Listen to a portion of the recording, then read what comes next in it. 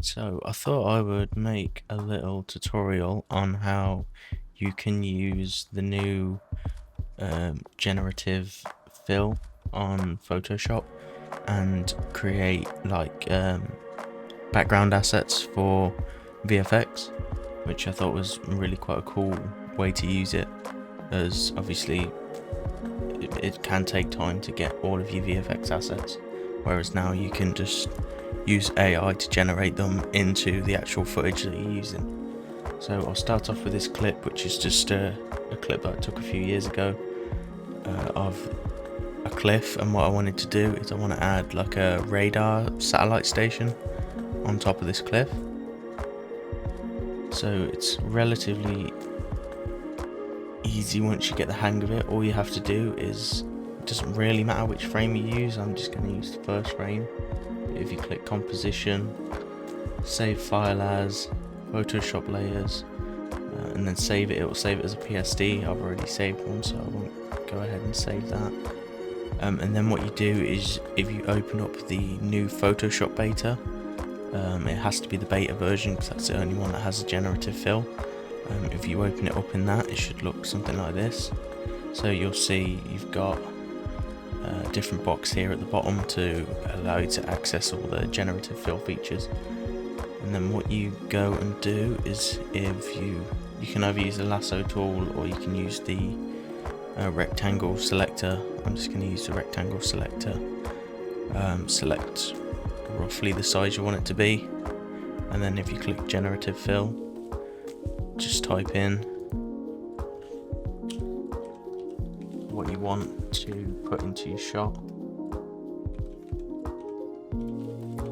So I'm going to put a radar station in, and then it will go ahead and it will generate it. The good thing about this is it will actually correct the color and give you the correct angle for the footage, which normally you would have to, you see, so it's correctly put it in, and it's also added, if I disable the layer, it's also added a bit extra just to kind of help it sync in with the footage, sync in with the photo. So you've got three options you can scroll through. You know, any of them look pretty good, and obviously as this gets better and as the AI is able to generate more realistic images, it will only look better. But obviously this normally would take quite a while, because you'd have to, you know, find an image that was shot in the correct angle, and then you would have to, you know, put the image in Photoshop and then bring it into After Effects.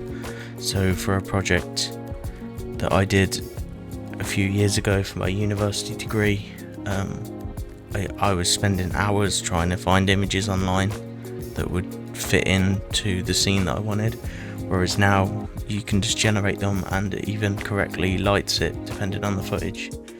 So once you've got that and you're happy with it, all you have to do is delete the background layer, so that will leave you with just the generative fill section. And then all you have to do is save it, and then go back into After Effects, and then all you have to do is just drag it back into After Effects, and then it will ask you what your import kind is. Change that to composition from footage, click OK, and there it is. So it puts it in. Obviously it's not tracked into the scene because it's just been basically taken from the Photoshop image. So as you move, you can see it's obviously not tracked. So then what you have to do is, if you come over to your clip, and then I don't know why mine seems to, normally you'll see 3D camera tracker there, but mine seems to have disappeared. And then all you have to do is apply the 3D camera tracker onto the scene. This will take, depending on the size of your footage, this is a 1080p clip, it will take time because it has to basically analyze each frame and make the 3D camera, so it can take a little while, but you just have to wait, and obviously you'll see here it will just slowly go and it should give you a time.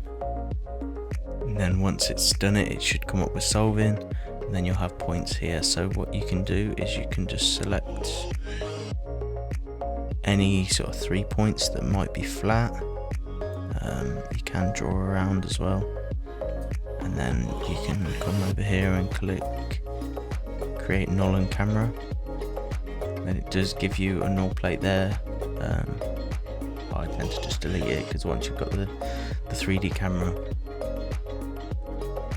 then for this shot there's not much movement, so you can get away with just enabling this layer as 3D, and then it should bring up this. So then all you have to do is kind of reline the image back up, which can take a little while. See, so once you've got it lined up, it should then track to the footage. See, there we are.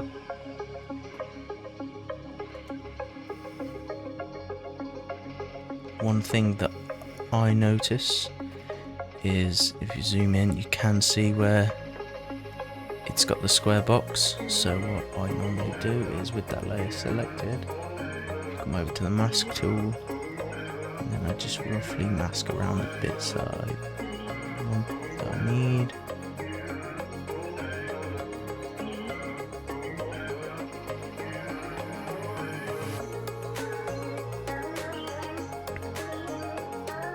Like that, and then that should give you the mask. Obviously the mask will be tracked to the shot as well. Then if you drop down on the layer, you've got masks, and then I normally just put a bit of a feather on, so like 30 to 40 pixels, just helps it blend it in a bit better. See, so now you've not got that harsh edge. It's just kind of helping everything be blended in, and by the time you've kind of zoomed out, sometimes as you can see it's a bit blurry, so you could put a sharpening. You could put a bit of a sharpening on there if you want to just. You could just drop a sharpen layer onto. Yeah.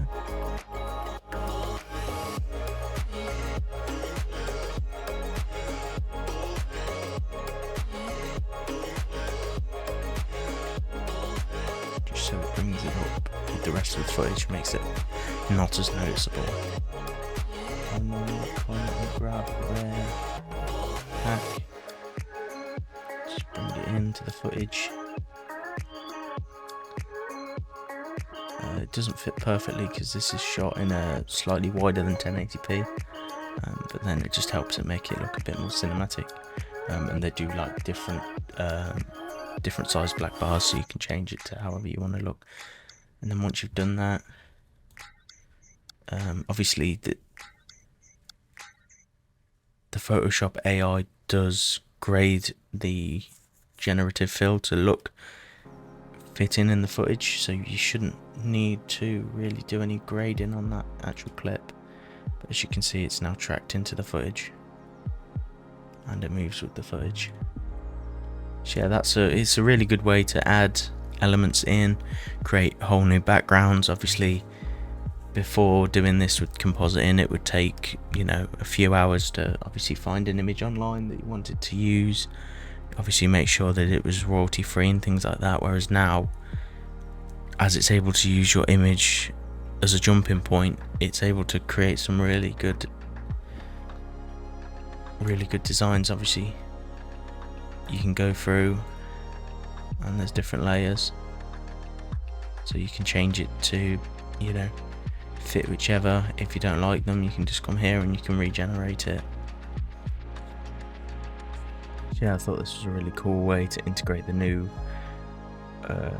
Adobe generative fill into like a VFX workflow. Because obviously, you know, you can generate a bunch of different assets to include in your footage. It doesn't have to just be like, you know, things that you see. You could do entire sky replacements, you could remove things that were distracting in the footage. You know, you can do quite a lot with it, and I definitely can see myself using this a lot more now I've seen this kind of workflow. So So yeah, if you did enjoy this video, please give it a like and subscribe. This is the first like YouTube tutorial that I've done, so you know it's not perfect, I'm still learning, but I've enjoyed showing off this feature and how I use it. So if you did like the video, if you leave a thumbs up, and if you want to see more tutorials, I plan on doing a load more VFX stuff, different new AI tools that have come out that I'm testing out, different apps and things that I use which are quite useful. So I do have a few more things lined up, so if you'd like to see them, if you subscribe, and I'll see you in the next one.